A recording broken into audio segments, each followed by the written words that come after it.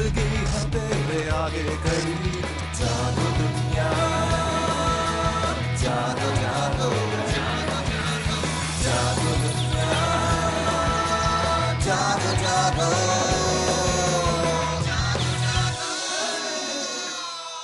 बिस्मिल्लाहिर्रहमानिर्रहीम, अस्सलाम वालेकुम, खुश आमदीद and very good morning to all of you. क्या हाल है आप लोगों के? यकीन बहुत ही अच्छे हाल होंगे भाई। आज जुम्मतुल मुबारक की मुबारक सुबह है और दुआ यही है कि आप जहाँ रहें खैर खैरियत से रहें। और सर्दियाँ जो हैं उनका आगाज़ हो चुका है। सुबह सुबह मैं निकली हुई थी तो हल्की हल्की धुंध भी उस टाइम पे होती है, लेकिन बहरहाल ट्राई टू मेक श्योर कि अपने दिन का आगाज़ एक अच्छी सी प्यारी सी स्माइल के साथ करें। सलमान गनी साहब इस वक्त हमारे साथ मौजूद हैं, चीफ रिपोर्टर है नवाए वक्त के। इनको खुश आमदीद कहते हैं। अस्सलाम वालेकुम। जी वालेकुम अस्सलाम वालेकुम, क्या चल रहा है साहब? खैरियत से? ठीक है, वेलकम। ठीक ठाक। साहब कल वो एक मियां नवाज शरीफ साहब की मैं क्लिपिंग देख रहा था, वो मेरे ख्याल में गालिबन एयरपोर्ट पे शायद लिखी थी, मुझे अब सही तरह आइडिया नहीं, पीछे जो लोकेशन थी वो एयरपोर्ट वाली लग रही थी। नहीं एयरपोर्ट पे नहीं, वो सेफमा के एग्जैक्टली वो प्रेस वहाँ पे उन्होंने एक बयान दिया। वो सारी आपको पता है ना, पाकिस्तान मुस्लिम लीगें जो हैं वो इकट्ठी हो रही हैं, डिफरेंट फैक्शंस जो हैं, तमाम जो लीडरान हैं मुख्तलिफ फैक्शंस के, क्यू के, जुनेजो के, ये वो ये कह रहे हैं कि जी हमारे ऊपर ये इल्ज़ाम था कि जी पाकिस्तान मुस्लिम लीग इतनी बढ़ चुकी है फ़िकों में, तो हम एक होना चाह रहे हैं। पीर पगाड़ों के घर आज कराची में जो है ये सारे इकट्ठे हो रहे हैं। तो मियाँ साहब जो हैं, जो कि सबसे बड़ा फैक्शन है PML नवाज़, वो नहीं जा रहे। तो उनसे जब एक रिपोर्टर ने पूछा कि जी आप नहीं जा रहे उसमें, तो उन्होंने कहा कौन सी मीटिंग? तो उन्होंने कहा कि जी वो पीर पगाड़ा साहब ने कॉल की है, सारे जा रहे हैं वहाँ पे। तो उन्होंने कहा अच्छा किसने कॉल किया? और फिर हंसते हुए चले गए। तो ये और फिर 25 साल का जो उन्होंने वो एक चार्टर दिया था, charter of Pakistan, charter of democracy की जगह, हाँ मिसाके पाकिस्तान, उस पर सबसे ज़्यादा स्ट्रेस है। और वैसे अवामी जो है वो भी हमायत उन्हें उस पर आ रही है। उस हवाले से क्या कहेंगे? आपने दो बातें की हैं, एक तो मिसाके पाकिस्तान के हवाले से और दूसरा मुस्लिम लीग का इत्तेहाद। देखिए बात यह है कि मिसाके पाकिस्तान से पहले एक मिसाके जमहूरियत हुआ था। दोनों बड़ी पार्टीज़ की लीडरशिप ने बैठ के जो कौमी, अवामी, अदालती, सियासी, हुकूमती फ़ैसलों पे एक चार्टर लेके आए थे। और आपको याद होगा कि पाकिस्तान की तमाम सियासी जमातों ने उनके उस चार्टर की तायीद की थी। और वो मिसाके जमहूरियत कहाँ गया वो सबको पता है। बात यह कि मियाँ साहब मिसाके पाकिस्तान की बात कर रहे हैं और इसमें फ़ौज को भी बिठाने की बात कर रहे हैं। मेरा ख्याल है ये बात, जब आपके पास एक आईने पाकिस्तान मौजूद है तो आप बार बार नए से नए चार्टर और 25 साल की बात करते हैं। कौन जीता है तेरे जुल्फ के सर होने तक?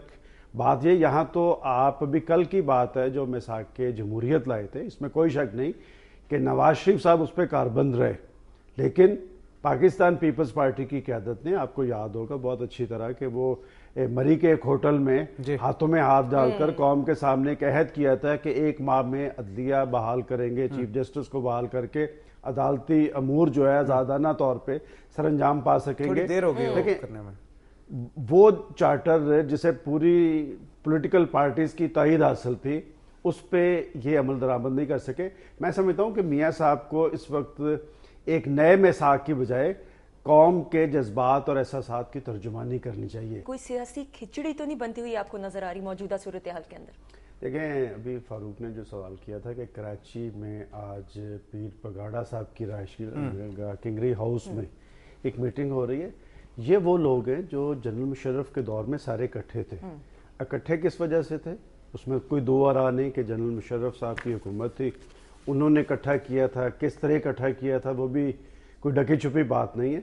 लेकिन मैं समझता हूँ कि मुस्लिम लीगों के जो दो बड़े ग्रुप हैं, जो जिनकी पार्लिमानी ताकत है, वो पाकिस्तान मुस्लिम लीग नून है और मुस्लिम लीग काफ।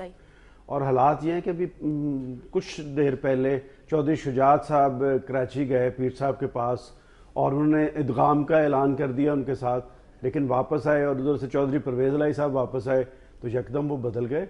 इस तरह मामला मुस्लिम लीग का इत्तेहाद होना चाहिए। जिन मुल्कों में जमहूरियत मजबूत हुई है वहाँ पर 2 पार्टी सिस्टम था। 2 पार्टी सिस्टम ने जमहूरियत मुस्तहकम होती है, जमहूरी अमल जो आगे बढ़ता है, जमहूरी अदारे मजबूत होते हैं।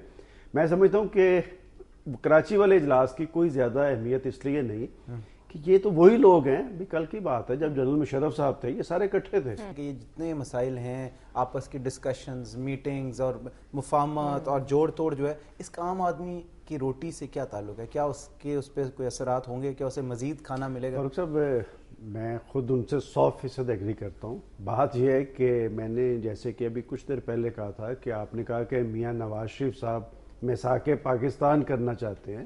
میں نے اسی لیے کہا تھا کہ میاں صاحب پہلے خود بتائیں کہ انہوں نے کس حد تک اپنا رول ادا کیا ہے. یہ بات سہیل صاحب کی 100% درست ہے کہ پاکستان کے مسائل تو بڑھ رہے ہیں, لوگ مہنگائی, بے روزگاری, غربت کی آگ میں جل رہے ہیں.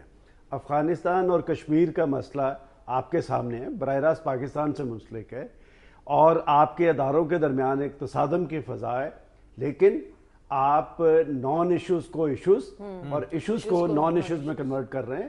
یہ لوگوں کی کوئی دلچسپی نہیں. یہ جو کراچی میں آج اجلاس ہو رہا ہے, یہ 0+0+0+, کیا فائدہ ہے اس کا؟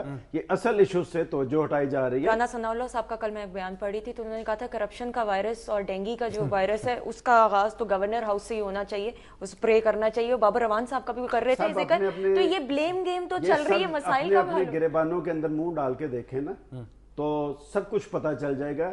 میں یہ بات کہہ رہا ہوں کہ یہ سسٹم ناکام ہو رہا ہے اس لیے کہ یہ جمہوری سسٹم ہے نہیں. جمہوریت دیکھیں, دنیا آپ کے سامنے, جن ملکوں کے اندر استحکام ہے وہاں ڈیموکریسی ہے. یہ کیسا جمہوری سسٹم ہے کہ یہاں پر کرپشن بھی بڑھ رہی ہے, یہاں کمیشن کے رجحانات میں بھی اضافہ ہو رہا ہے, یا عدم استحکام بھی بڑھ رہا ہے, یا انتشار بھی بڑھ رہا ہے, یہاں ریاستی اداروں کے درمیان تصادم بھی کروایا جا رہا ہے, یہاں لوگوں کے معاشی استحصال بھی ہو رہا ہے. یہ کیسا جمہوری سسٹم ہے؟ صحیح.